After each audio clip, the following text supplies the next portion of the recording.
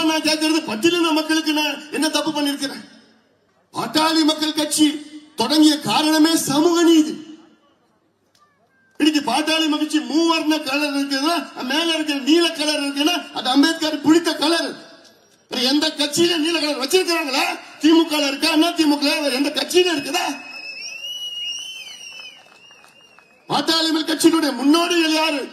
அண்ணல் அம்பேத்கர், புரட்சியாளர் Karl Marx, நம்முடைய தந்தை பெரியார் அவர்கள்.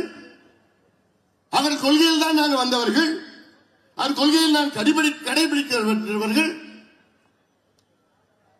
எங்களுக்கு கிடைச்ச முதல் அமைச்சர் பதவி யாருக்கா கொடுத்தோம்? தலித் எழில்மலை என்ற பட்டியலின சமுதாயத்தை சார்ந்தவர் தானே நாங்க கொடுத்தோம். ஏன் அன்னைக்கு கூட 3-4 வன்னியர் எம்பிகள் இல்லையா? இருந்தாங்க. ஏன் கொடுத்தோம்? சும்மா விளம்பரத்தை கொடுத்தோமா?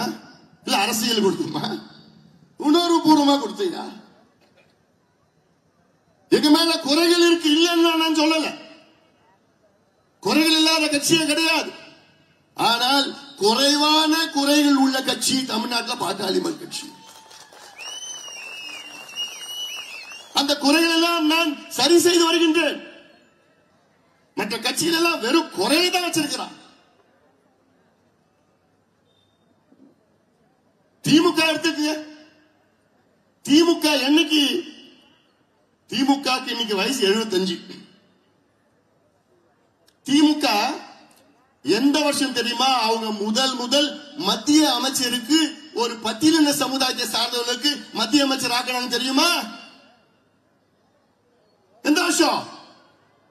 இவ்வளவு பெரிய கட்சி 49ல தொடங்கின கட்சி எந்த வருஷம் தெரியுமா? முதல் மத்திய அமைச்சராக ஒரு பட்டியலினத்தை சார்ந்தவர்களுக்கு மத்திய அமைச்சர் ஆக்கினாங்க தெரியுமா? திமுக 99ல. பாட்டாளி மக்கள் கட்சி எப்ப தெரியுமா மத்திய அமைச்சரா ஒரு பட்டியலினத்தை சார்ந்தவர்கள் ஆக்கினாங்க? 98ல. எங்களுக்கு பிறகுதான் திமுக மத்திய அமைச்சரா ஒரு பட்டியலின சமுதாயத்தை சார்ந்தவருக்கு மத்திய அமைச்சர் கொடுக்கிறாங்க. இதான் நாங்கள் செய்கின்ற பேசுகின்ற சமூக நீதி.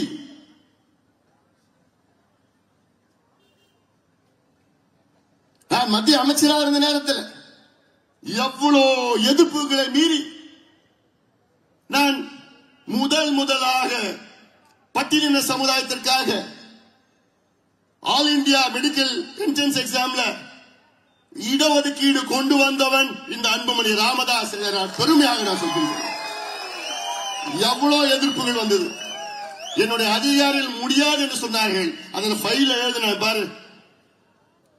அப்படி ஏதாவது பிரச்சனைனா நான் பொறுப்பேற்றுக் கொள்கின்றேன் என்று கையெழுத்து போட்டு கொடுத்தவன். அதனால பிறகுதான் என் அதிகாரிகளை ஏற்றுக்கொண்டார்கள். இது எவ்வளவு பெரிய சாதனை தெரியுமா? இடஒதுக்கீடு இந்திய அளவிலே பட்டியலின மக்களுக்கு கொண்டு வந்தவன் இந்த அன்புமணி ராமதாஸ் கொண்டு வந்த பாட்டாளி மக்கள் கட்சி கொண்டு வந்தது. அது மட்டும் கிடையாது. நான் டெல்லியிலே அமைச்சராக இருந்த நேரத்தில் All India Institute of Medical Science AIIMS கேள்விப்பட்டிருக்கீங்களா? மதுரையில தான் செங்கல் காமிச்சா அது காமிச்சான்னு சொல்லி எய்ம்ஸ். அப்படி டெல்லியில் இருக்கின்ற எய்ம்ஸ் தான் முதன்மையானது. ஒரு நாள் நான் அமைச்சராக இருந்த நேரத்தில் அந்த நேரத்தில் 20 பிள்ளைங்க அங்க உட்காந்து வெளியில வந்தாங்க. ஆபீஸ் வெளியில வந்தாங்க. கூப்பிட்டு வச்சு பேசினேன். என்ன பிரச்சனைன்னு கேட்டா அந்த பசங்க சொல்றாங்க, நாங்க MBBS படிச்சுட்டு இருக்கிறோம். நாங்க எல்லாமே பட்டியலினத்தை சார்ந்தவர்கள் எஸ்சி. எங்களுக்கு பெரிய அளவில் பாகுபாடு செய்கின்றார்கள், டிஸ்கிரிமினேஷன் செய்கின்றார்கள். எனக்கு ஆச்சரியம். என்னடா சொல்ற? எய்ம்ஸ் என்றால் பிரதமர் வீட்டில இருந்து ஒரு 1 கிலோமீட்டர் பக்கத்தில் இருக்கு எய்ம்ஸ். அப்படி எய்ம்ஸ்ல அந்த பிள்ளைங்க என்கிட்ட சொன்னது, எங்களை தனியா நாங்கள ஒரு ஹாஸ்டல்ல தனி ஃப்ளோர், எங்களுக்கு சாப்பாட்டுல தனி டேபிள் கொடுத்துட்டானுங்க. விளையாட்டுல எங்களை பாஸ்கெட் பாலையும் கிரிக்கெட்ல எங்களை சேர்த்துக்க மாட்டாங்க. ஃபுட்பால் வாலிபால் தான் நாங்க ஆடணும். எக்ஸாம்ல எங்களுக்கு ஃபெயில் பண்றாங்க. எனக்கு ஆச்சரியம். உடனே என்னோட அதிகாரிகளை வரவழைத்து என்ன உண்மையா இல்லையான்னு கேளுங்கன்னு சொன்னா அவங்க போய் 2-3 நாள்ல உண்மைங்க சொன்னாங்க.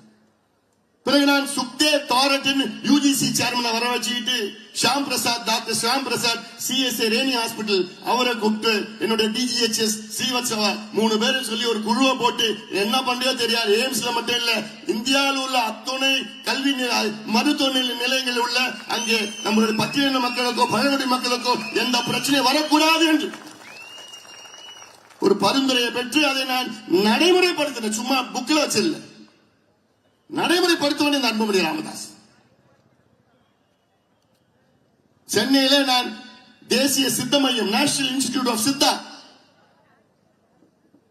அதை நான் தொடங்கினேன். அதில் பண்டிதர் அயோத்தியா தாஸ் என்று பட்டியலினத்தை சார்ந்த ஒரு மருத்துவர், அந்த காலத்து மருத்துவர், அவர் பெயரை வைக்க வேண்டும் என்று கோரிக்கை.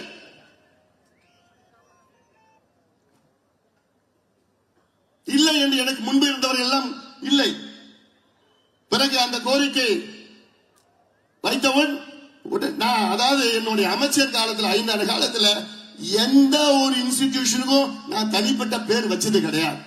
ஒரே ஒரு நிறுவனத்திற்கு, தேசிய சித்த மையம் மருத்துவமனைக்கு பண்டிதர் அயோத்தியா தாஸ் பேரை நான் வைத்திருக்கின்றேன். நான் வைத்தவன் அன்புமணி ராமதாஸ்.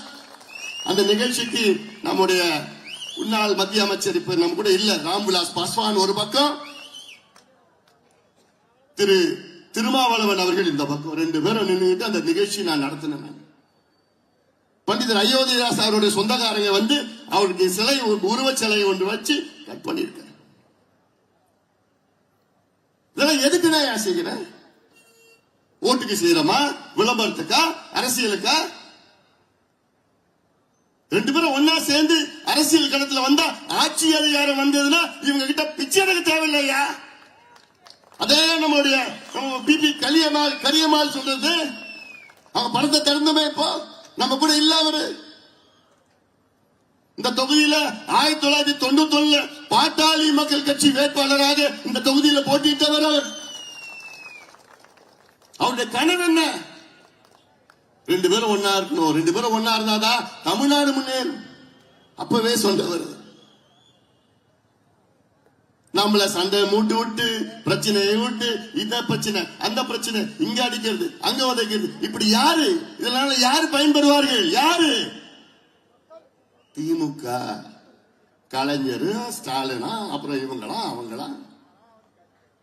நம்ம அதே குடிசையில் தான் இருக்கிறோம், அதே கஞ்சி தானே குடிச்சிட்டு இருக்கிறோம், அதே மாடு மேய்கிறோம், கோமணம் கட்டிட்டு இருக்கிறோம், விவசாயம் பண்ணிட்டு இருக்கிறோம், கூலியா இருக்கிறோம், அங்கங்க வேலை செஞ்சுட்டு இருக்கிறோம், படிப்பறிவு இல்ல, பொருளாதாரம் இல்ல, எதுவுமே இல்ல. ஆனா அடிச்சுக்கிறோம், சண்டை போடுறோம். எவ்வளவு காலமாயா பண்ணிட்டு இருக்க போறோம்? திமுகவில் மொத்தம் 125 எம்எல்ஏக்கள் இருக்கின்றார்கள். அதில் 23 எம்எல்ஏக்கள் வன்னியர் சமுதாயத்தை சார்ந்தவர்கள், 21 எம்எல்ஏக்கள் பட்டியலினத்தை சார்ந்தவர்கள்.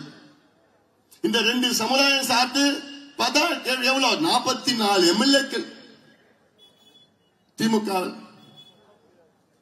2 சமுதாயம் 44 எம்எல்ஏக்கள். ஆனா இந்த 2 சமுதாயத்திற்காக திமுக ஏதாவது செய்திருக்கிறதா? ஏதாவது ஒன்றுத்தும் கிடையாது, ஒன்றுத்தும் கிடையாது. நான் இவ்வளவு பட்டியலிட்டு இருக்கேன்ல, எங்கள் கட்சியினுடைய பொதுச் செயலாளர் நடிகர் ராவணன் அவர்கள் பட்டியலினத்தை சார்ந்தவர்கள். தமிழ்நாட்டில் வேற எந்த கட்சியினுடைய பொதுச் செயலாளர் பட்டியலினத்தை சார்ந்தவர்கள் எங்கேயாவது இருக்காங்களா? திமுக கொடுக்குமா? திமுக கட்சியில தலைவர் இல்ல, பொதுச் செயலாளர் ஒரு பொருளாளராவது கொடுப்பாங்களா? இல்ல இல்ல. தமிழ்நாட்டில் பட்டியலினத்திற்காக தொடங்கப்பட்ட கட்சிகள், நான் சொன்ன பட்டியல், இது போன்ற ஒரு பட்டியல் யாரால இட முடியுமா? நான் கேட்கிறேன், யாராவது இவ்வளவு நாங்க செஞ்சிருக்கிறோமே, பட்டியலின மக்களுக்கு செஞ்சிருக்கிறோமே, யாராவது செய்ய முடியுமா? சொல்ல முடியுமா? ஒரே நாளில் 7 அம்பேத்கர் சிலை நிறுவியரங்கள் மருத்துவர் ஐயா குடிதாங்கில ஒரு பட்டியலின சமுதாயத்தை சார்ந்தவருடைய பிணத்தை தோளில் சுமந்து அடக்கம் செய்தவர். இப்படி அடுக்கிக் கொண்டே போகலாம். பிறகு எதுக்கு எங்க மேல கோபம்? அப்படி என்ன நான் செஞ்சுட்டேன்? எனக்கு நோக்கம் நீங்க வளரணும், நீங்க முன்னேறணும், இந்த பகுதி, இந்த தொகுதி, இந்த மாவட்டம், தமிழ்நாடு முன்னேறணும். அந்த ஆதங்கம் தான் எனக்கு. இன்னைக்கு திமுக பட்டியலின சமுதாயத்தை சார்ந்தவர்களுக்கு 3 அமைச்சர்கள் தான் கொடுத்தார்கள் ஒரு 6 மாதத்துக்கு முன்பு வரை.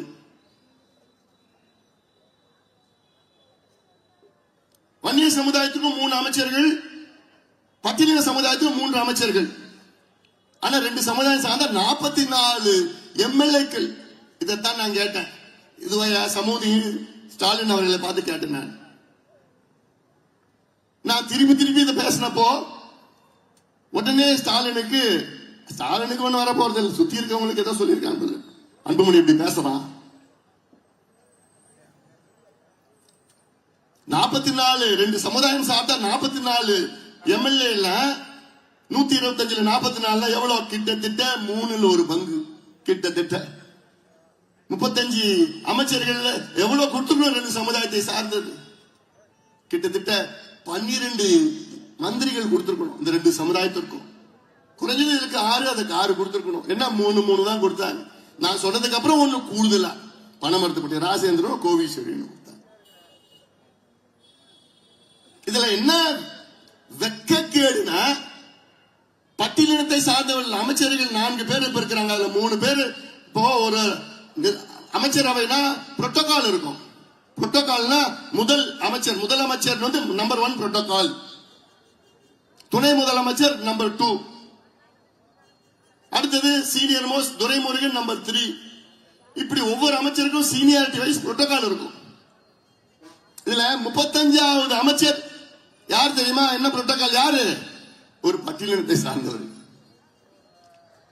34வது அமைச்சர் புரோட்டோகால் பட்டியலின அமைச்சர்.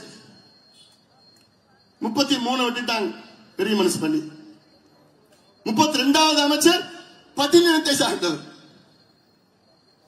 ஆனா பேசுவது சமூக நீதி, நடத்துவது பட்டியலினத்தை எதிர்த்து அந்த வெறி திமுக. இந்த மக்களுடைய ஓட்டு மட்டும்தான் வேணும். ஆனா அந்த மக்களுக்கு மரியாதை, மான மரியாதை எதுவும் கிடையாது, வளர்ச்சி கிடையாது, சமூக நீதி கிடையாது. மேடையில மட்டும் பேசுவாங்க. அப்ப எதுக்கே நீங்க கூட்டணியில் இருக்கிறீங்க? நான் கேட்கிற திருமாவளவன் அவர்கள் கேட்கிறேன், நான் எதுக்கு கூட்டணியில் இருக்கிறீங்க? இந்த சீட்டுக்காகவா? ஓட்டுக்காகவா? ஏன்? என்ன இந்த 4 ஆண்டு காலத்துல திமுக பட்டியலின மக்களுக்கு என்னையா செஞ்சது? ஏதாவது ஒண்ணு சொல்லுங்களேன், ஒன்னே ஒண்ணு சொல்லுங்களேன். ஒண்ணும் கிடையாது.